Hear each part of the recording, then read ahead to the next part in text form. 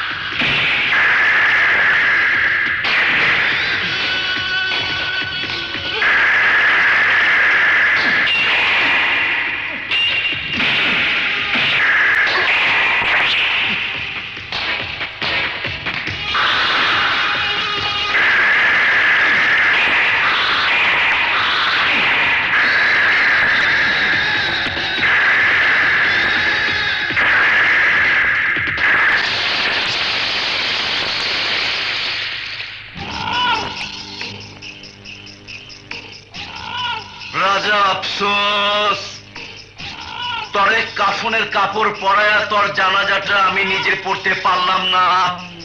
আফসোস, কঠিন আফসোস।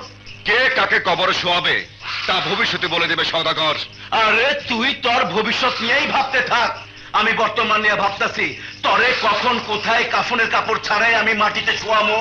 আরে এই সওদাগর, তোর লাশ না দেখা পর্যন্ত আমার মৃত্যু হবে না। Mind it. আচ্ছা এখন রাখি। রাজু তুমি? আরে রাজু, এতদিন তুমি কোথায় ছিলে? বিজনেসের কাজে খুব ব্যস্ত ছিলাম আন্টি, তাই আসতে পারিনি। তুমি এসেছো বাবা, আমি খুব খুশি হয়েছি। তোমরা বসে গল্প করো, আমি তোমাদের জন্য চা নাস্তা নিয়ে আসছি। না,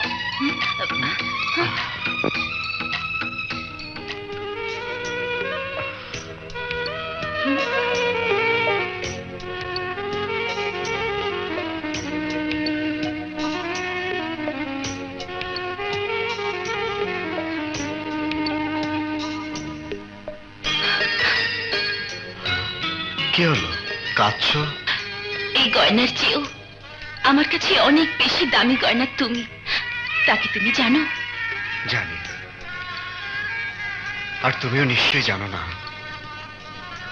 তুমি আমার কাছে বিধাতার সর্বশ্রেষ্ঠ উপহার। সোনিয়া, আমি তোমাকে অনেক অনেক। থামলে কেন, বলো। বলবে না? না বললেও কি বলতে চাও তা আমি জানি। আমিও তোমাকে অনেক অনেক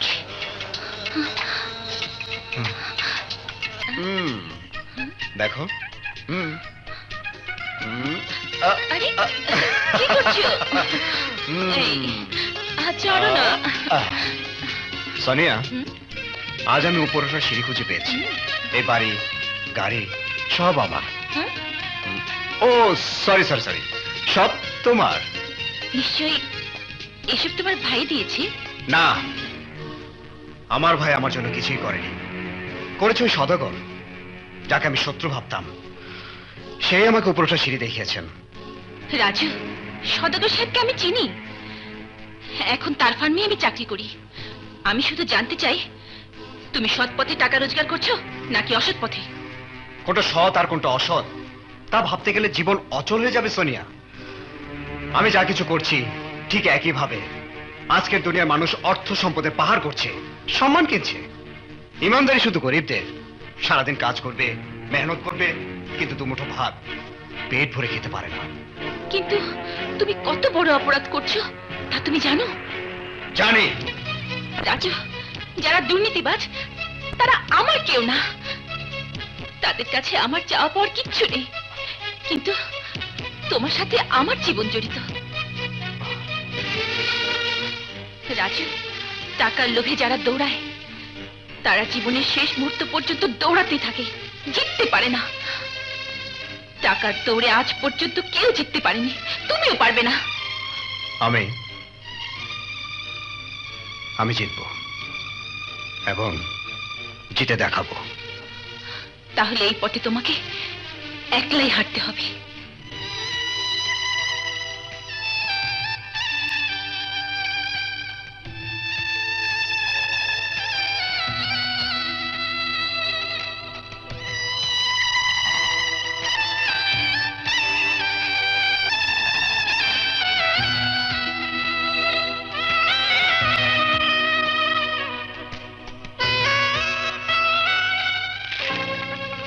রকেট, আরে পত্রিকা কি লিখেছে? ক্রস ফায়ার কালুকা মারা গেছে। সন্ত্রাসীদের জায়গা আর শহরে নাই, বাঁচতে হলে জঙ্গল থাকতে হবে। কি হলো, এমন চিন্তায় পড়ে গেলে? মনে হয় কালুখা তোমার আপন জোড়া ভাই ছিল। রকেট, গ্রাম থেকে এসে চাকরির খোঁজে ঘুরতে ঘুরতে পকেটের টাকা শেষ হয়ে যায়, কিন্তু পকেটের টাকা না থাকলেও ক্ষুধার দত্তটা খুব জ্বালাতন করত। একদিন ওই কালুখাই আমাকে বাঁচার পথ দেখায়। ওই কালুখার সহযোগিতার কারণেই আজ আমি রাজা। আসসালামু আলাইকুম। ওয়ালাইকুম সালাম। আরে সোনিয়া, তুমি? ভাইয়া, লোভ আর লালসার চশমা চোখে দিয়ে রাজু অবৈধ পথে। কি বলছো তুমি? রাজু তো গ্রামে চলে গেছে। না, সে অন্যায় পথে পা বাড়িয়েছে। ভাইয়া, ওকে আপনি সুপথে ফিরিয়ে আনুন। রাজু থাকে কোথায়?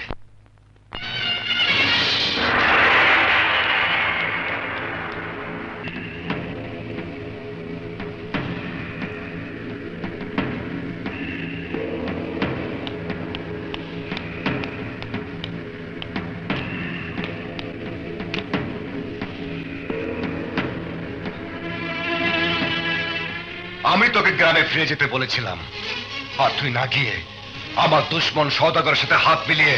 হতে পারে সদাগর তোমার দুশ্মন, কিন্তু আমার নয়। এই, এই, তোর আর আমার দোস্ত দুশ্মন আলাদা আলাদা। হ্যাঁ, আলাদা। তা না হলে তুমি আমাকে উন্নতির পথ না দেখিয়ে উল্টো গ্রামে চলে যেতে বলতে না। আমি নিজের বুদ্ধি আর শক্তি দিয়ে আমার তৈরি করা সিঁড়ি দিয়ে উপরে উঠছি। বাবা, উঠতে থাক, যত পারিস উঠতে থাক। এই, কিন্তু উপরে উঠতে গিয়ে একদিন দেখবি ওই সদাগর তোর সামনে মৃত্যুর ফাঁদ পেতে রেখেছে, আর ওই ফাঁদে আটকা পড়ে তুই চারিদিকে অন্ধকার দেখবি, মুক্তির পথ খুঁজে পাবি না। চুপ করো ভাইয়া, তোমার মুখে কথা মানায় না। আমি তোমার উদ্দেশ্য বুঝতে পেরেছি।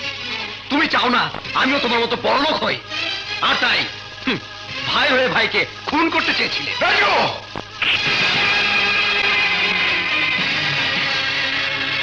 মা,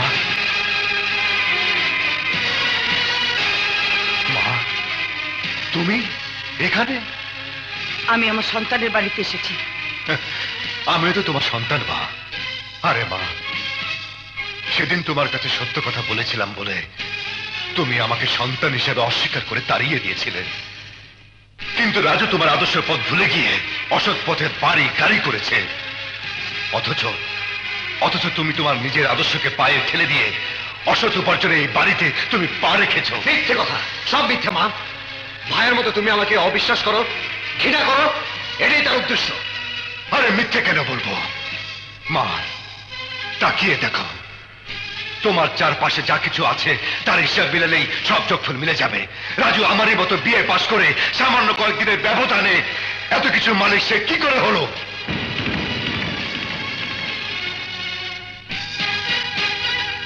মা, তোমার কাছে আমার একটাই মিনতি, আমার মতো দুর্ভাগ্যের আগুনে রাজুকে পুড়তে দিও না মা, রাজুকে পুড়তে দিও না।